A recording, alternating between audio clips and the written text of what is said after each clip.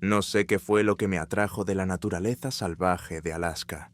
Quizás solo quería alejarme del ajetreo de las grandes ciudades, o quizá esperaba un renacimiento propio, pero acabé fichando como guarda forestal en algún rincón recóndito, donde decían que hacía un frío que pelaba tanto en invierno como en verano.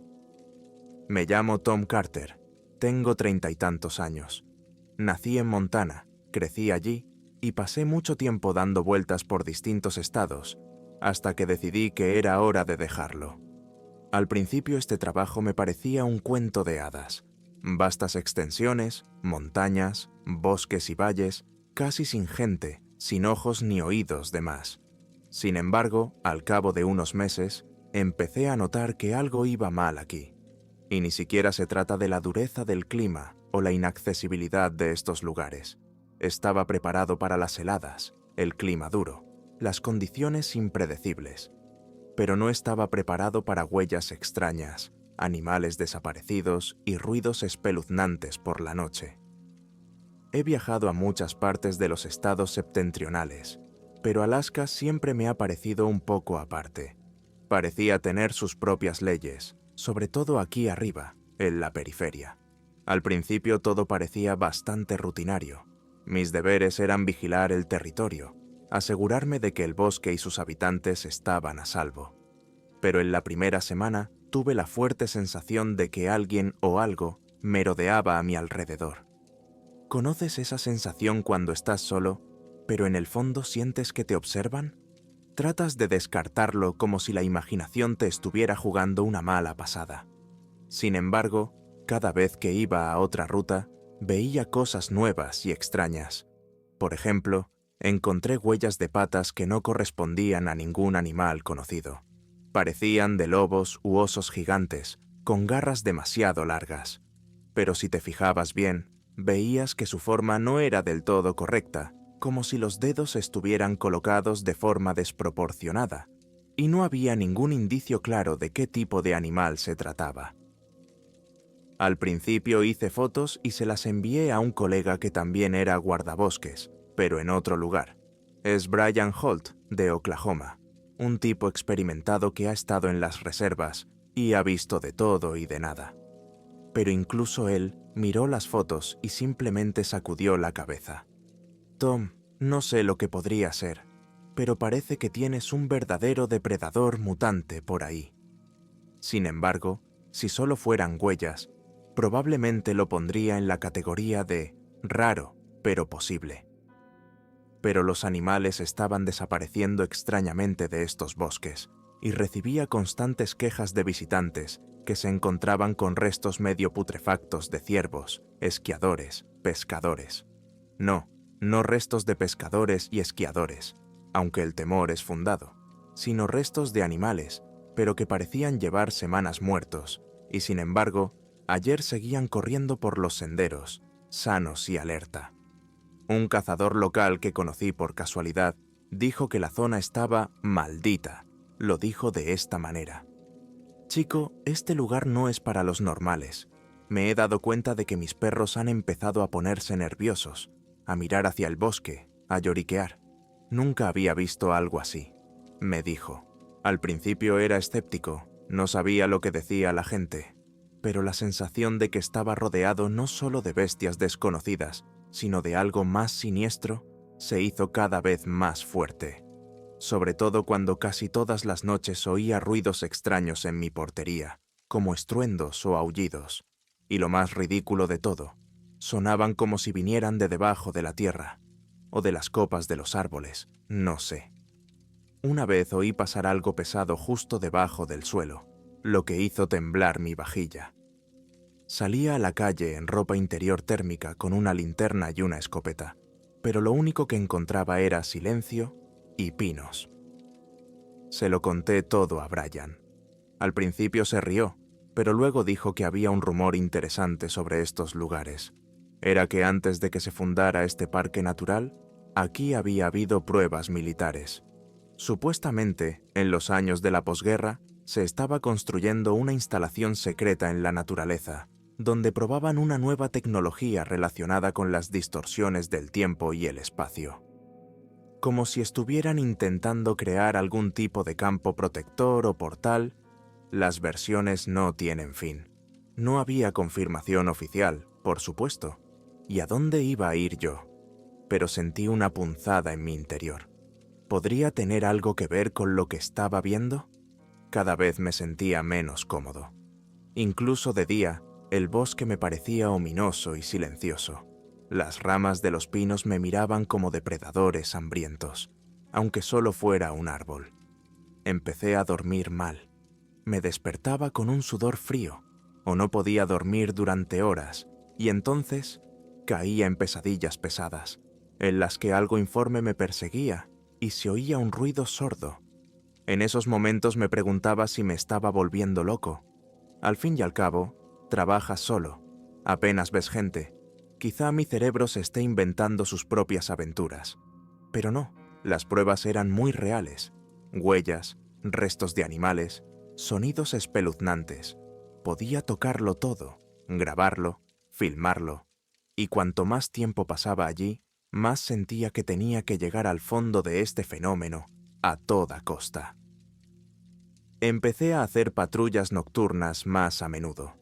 Al principio me pareció una buena idea. Podía ver quién hacía ruido cerca de mi portería y quién dejaba esas huellas.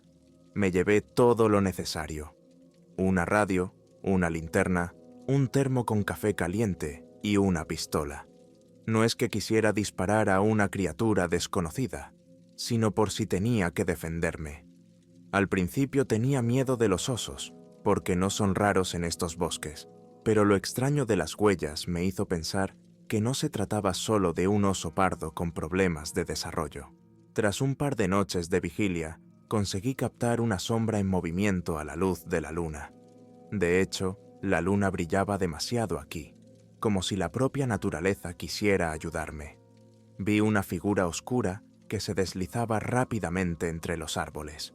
En ese segundo me quedé literalmente helado, porque el movimiento era demasiado suave. Ningún animal que yo conozca se mueve con tanta gracia, sobre todo de noche. Se deslizaba como un gran fantasma negro. El corazón se me aceleró tanto que casi se me cae la linterna. Apunté el haz, por supuesto, pero no iluminó nada. Ni siquiera un rastro, como si se hubiera disuelto. Me quedé allí un rato, escuchando los latidos de mi propio corazón e intentando averiguar qué era. Recordé leyendas urbanas sobre los espíritus del bosque, pero yo no creía en esos cuentos. O mejor dicho, no creía. Aquella noche me quedé allí y me di cuenta de que me habría creído cualquier cosa para explicar el fenómeno. Quería escupir e irme al pueblo más cercano, pero mi sentido del deber y la curiosidad me mantenían alerta. Una vez había sido aficionado al misterio, trepando por casas abandonadas y husmeando, así que esa parte de mí estaba despierta de nuevo, empujándome hacia adelante. Pensé que estaría sola con este misterio, pero no. Resulta que hay otra estación de guardabosques cerca, donde trabaja una chica llamada Mary Phillips. Es de algún pueblo del este de Estados Unidos, pero lleva unos años viviendo en Alaska, y su experiencia en los bosques es mayor que la mía. Nos cruzamos por casualidad. Me encontré con ella cuando necesitaba ayuda. Su moto de nieve estaba atascada entre las rocas. Mientras la ayudaba a sacar el hierro, enseguida me di cuenta de que ella también sospechaba algo. Su mirada reflejaba una comprensión ansiosa. «Has oído esas cosas por la noche, ¿verdad? ¿Has visto las huellas?» Intercambiamos pequeñas anécdotas, y resultó que llevaba un par de meses tropezando con hechos incomprensibles. De alguna manera su cronómetro llevaba media hora de retraso, o su cámara no captaba con claridad lo que veía con sus ojos. Es como si aquí la realidad a veces fallara. Le confesé que a mí también me ocurren todo tipo de cosas extrañas. Decidimos que había que indagar más. Al día siguiente, o mejor dicho, 2 días después, porque la nevada bloqueó la salida durante mucho tiempo, Mary y yo y otro colega, un tipo llamado Oliver Stanton, fuimos a esa zona tan profunda del bosque, donde, según los rumores, había unas instalaciones secretas.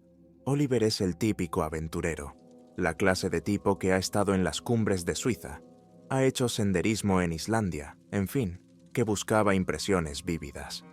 También dijo que había oído relatos de viejos cazadores de que aquí había un espacio distorsionado. Si entras, puedes desaparecer durante horas, y cuando vuelvas, verás que solo han pasado unos minutos.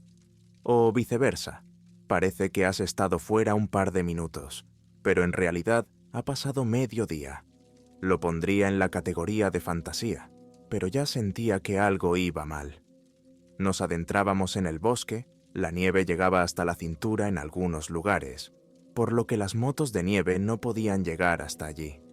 Al principio no noté nada anormal, pero al cabo de una hora de viaje se me empezaron a nublar los ojos y era como si oyera que el tiempo se ralentizaba.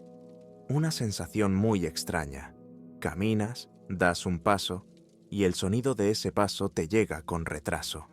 Levantas la mano y parece como si el movimiento de tu mano se retrasara con respecto a tu deseo. Oliver dijo que eso era un signo de la distorsión. Y efectivamente, Mary comprobó la hora en su reloj y resultó que Oliver y yo llevábamos un retraso de casi 5 minutos, a pesar de que lo habíamos comprobado hacía apenas un par de horas y estaban sincronizados. Me sentí mal.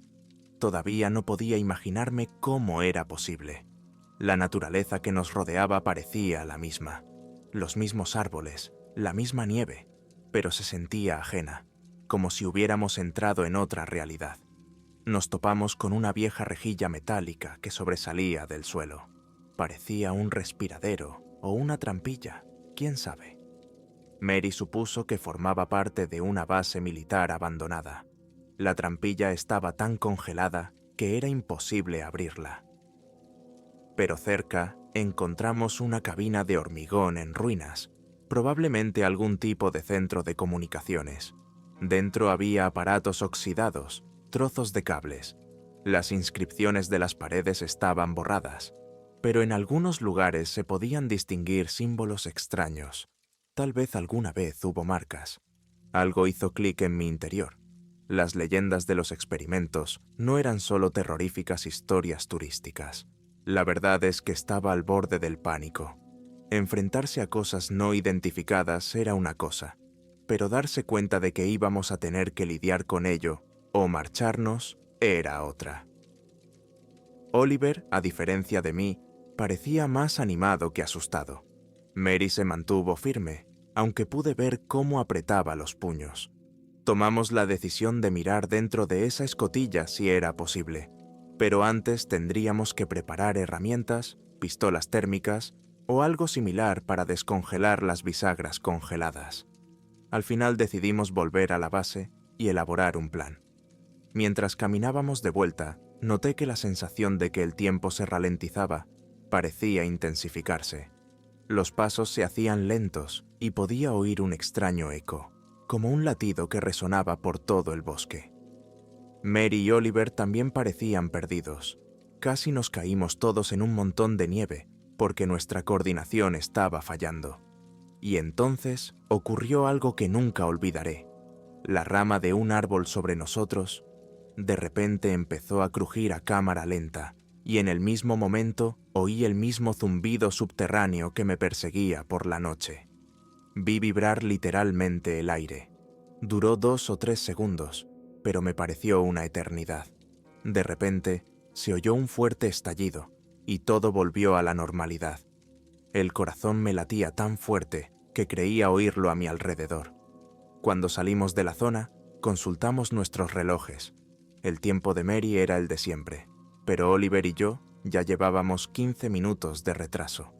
Pensábamos que habíamos estado allí 1 hora y media, pero según el reloj de Mary, en realidad habían pasado más de 4. No me entra en la cabeza. Llamé a Brian y le dije, «Creo que he encontrado una explicación a toda esta locura». Y él me contestó, «Vaya, Tom, ten cuidado. He oído que jugar así con el espacio puede ser trágico para quienes se meten con él». Sin embargo, no iba a detenerme. Un deseo salvaje bullía en mí por resolver el misterio.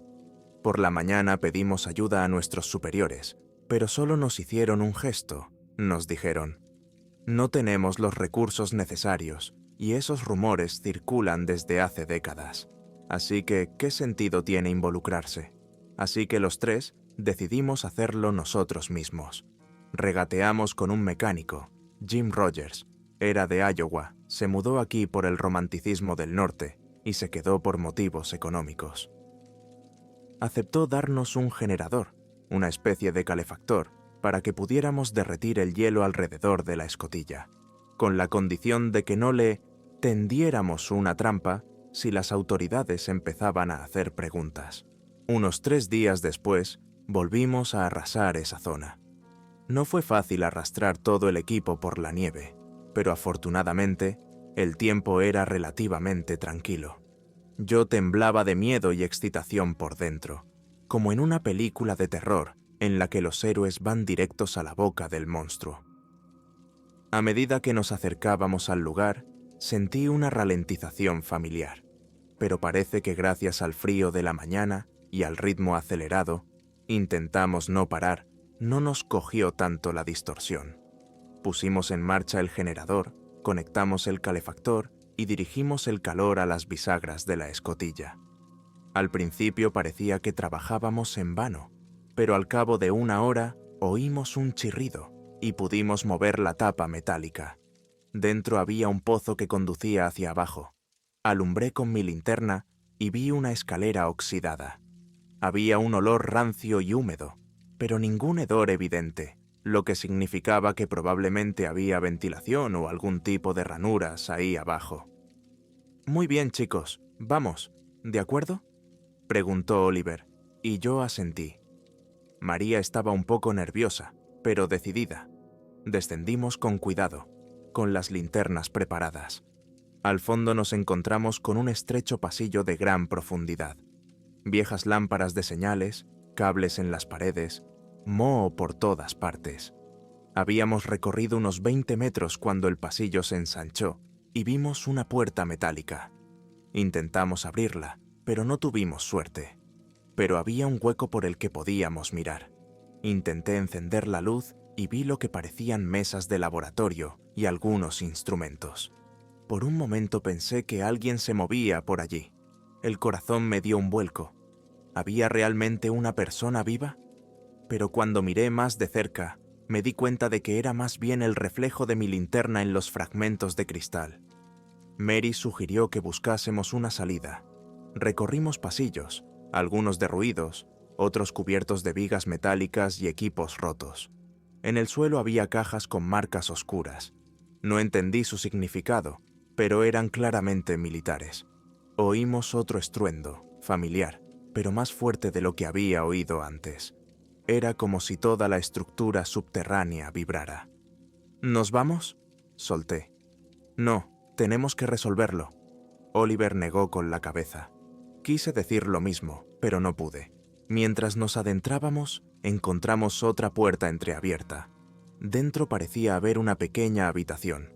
Entré primero y me encontré con unos documentos amarillentos esparcidos por el suelo. Tras un rápido vistazo, me di cuenta de que se trataba de experimentos con ondas temporales, como quiera que lo llamaran. No soy científico, pero a grandes rasgos se trataba de que el espacio y el tiempo pueden cambiar sus características bajo la influencia de ciertas radiaciones.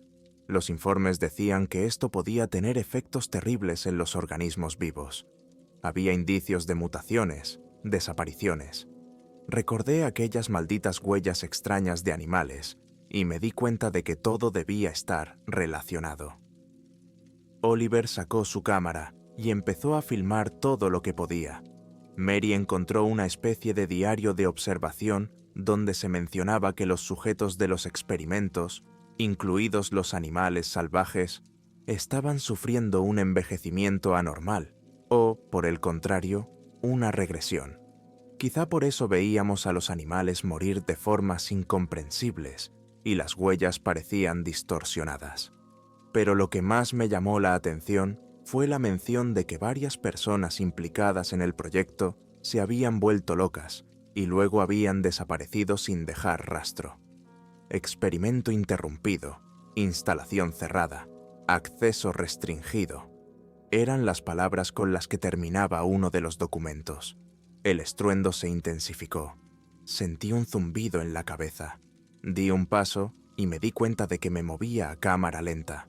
Mary intentó decir algo, pero su voz sonaba arrastrada y distorsionada. Oliver corrió hacia la salida, agitando la mano. Intenté seguirle, pero mi cuerpo se retrasaba. Mi cerebro entraba en pánico y la cabeza me martilleaba. Vale, pero que no cunda el pánico. Tenemos que salir de aquí antes de que nos aplaste este pasadizo. En un momento dado, me pareció que habían pasado 10 minutos mientras volvíamos a las escaleras, cuando en realidad, a juzgar por el reloj de Mary, solo habían pasado un par de segundos. Y de repente, todo se detuvo. Fue como si alguien hubiera pulsado un interruptor y el tiempo volviera a la normalidad. Caí de rodillas, aferrándome a la pared del pasillo, y Mary y Oliver también parecían asustados. Nos dimos cuenta de que cualquier retraso podría costarnos la cordura y posiblemente también la vida. Corrimos hacia las escaleras y subimos como si nos persiguiera el mismísimo diablo. Cuando llegamos a la superficie, sentimos alivio y náuseas al mismo tiempo. Apenas me di cuenta de que era real y no un sueño.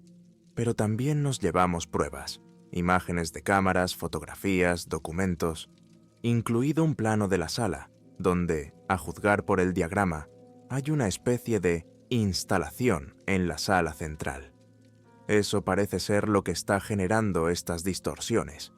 Aunque suene descabellado, hay algo funcionando ahí abajo, que fue creado hace décadas y sigue afectando al mundo que lo rodea.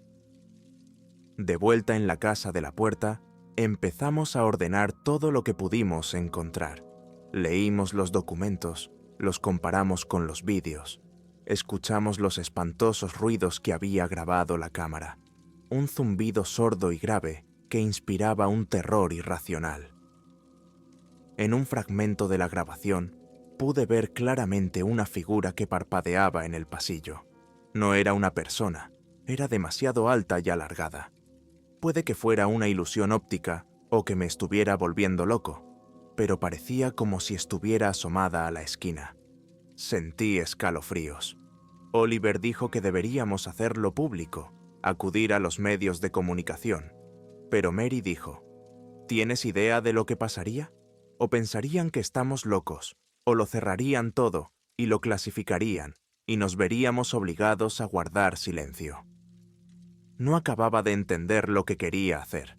Por un lado, quería gritar al mundo entero que aquí estaba ocurriendo algo terrible, pero por otro, me vería empantanado por la burocracia y la desconfianza.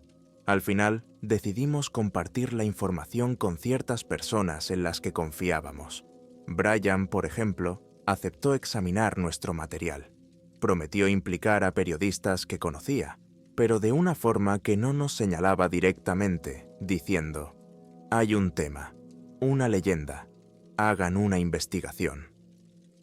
Al mismo tiempo, empezamos a pensar en cómo cerrar este portal, si se puede llamar así.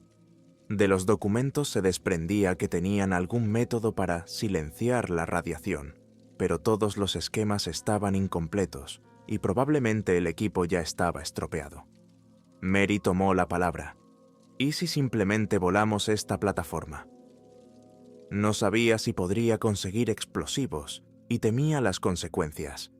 ¿Y si la anomalía explotaba y estallaba? Pero no podíamos dejar las cosas como estaban. Demasiada fauna sufriendo y un hombre que se metiera por accidente podía tener una mala suerte indescriptible. Decidimos, como mínimo, encontrar la sala principal donde está esta máquina y ver si se podía apagar manualmente. No somos científicos, pero los papeles indicaban algún tipo de interruptores, un panel de control.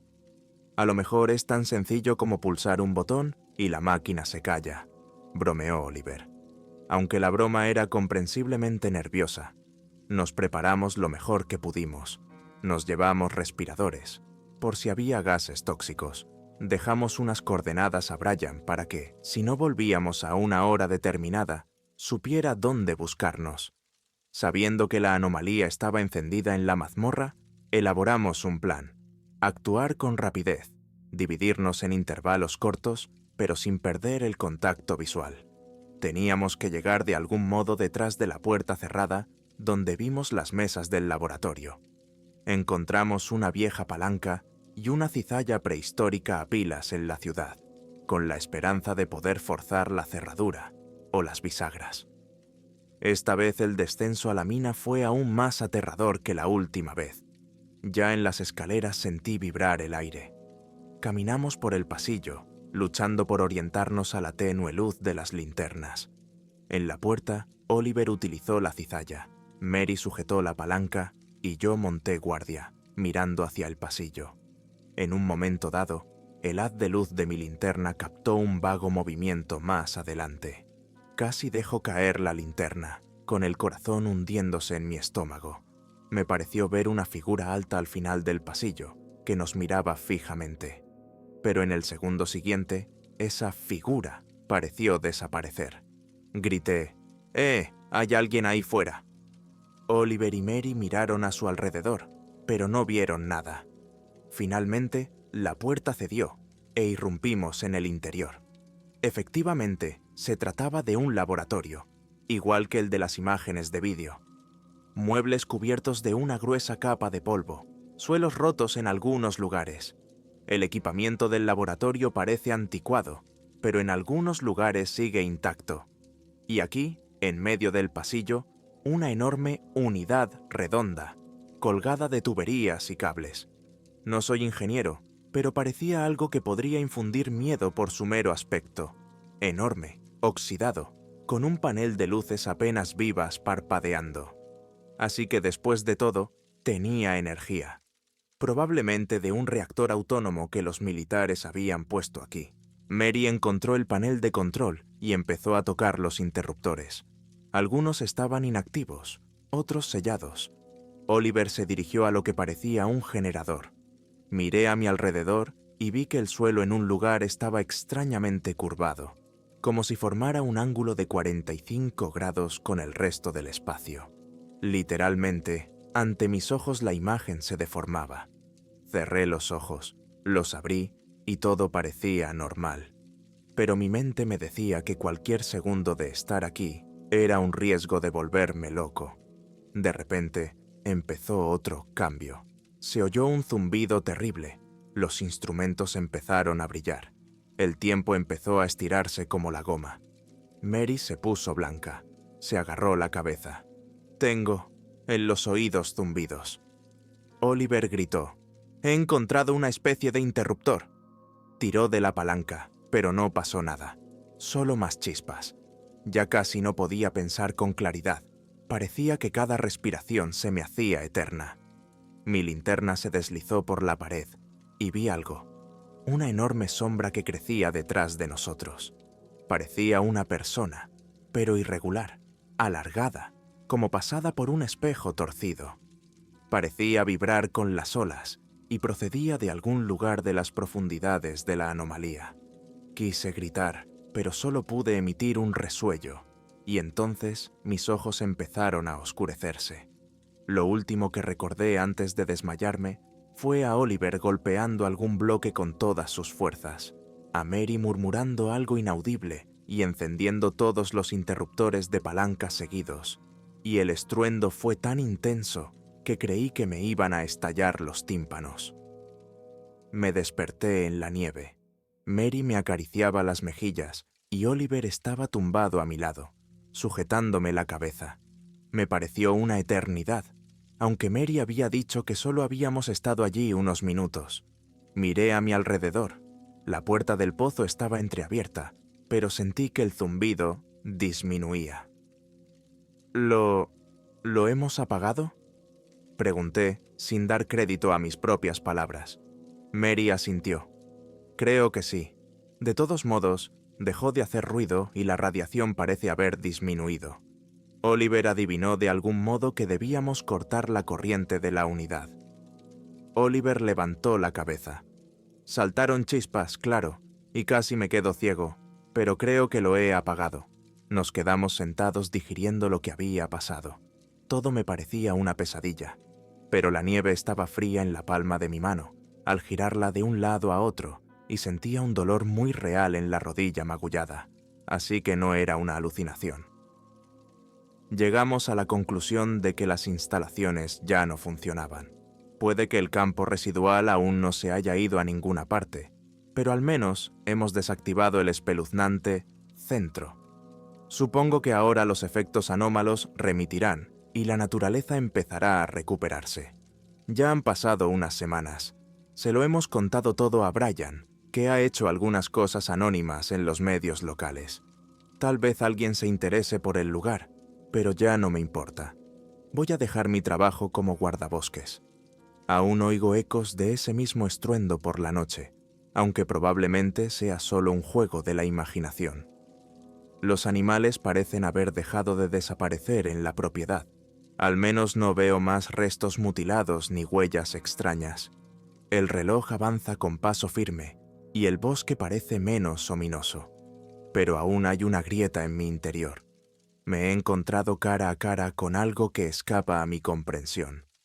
Mary ha decidido quedarse aquí. Dice que seguirá vigilando la zona y que no quiere renunciar al trabajo que ama. Dice que ahora que el peligro ha pasado parcialmente, le interesa esperar a ver cómo se adapta la naturaleza al hecho de que esta úlcera temporal empieza a curarse. Oliver, por su parte, buscando la manera de alejarse, esta historia parece haberle sacudido bastante. En él vi a un aventurero desesperado que parecía dispuesto a lanzarse a cualquier abismo, y resulta que enfrentarse a lo desconocido, de verdad, es una cosa muy distinta a perseguir emociones. Estoy sentado en mi logia escribiendo todo esto, tratando de poner por escrito una experiencia que a usted puede parecerle ficción. Créanme, ojalá fuera ficción. Pero recuerdo con demasiada claridad cómo se distorsiona el tiempo, cómo el zumbido se mete bajo mi piel y cómo al final del pasillo hay una sombra sin contorno claro. A veces pienso, ¿y si esta cosa no es solo un fantasma o un producto de nuestra psicosis colectiva, sino una criatura atrapada en una anomalía? Quizá los experimentos militares abrieron algún tipo de puerta y algo se coló por ella.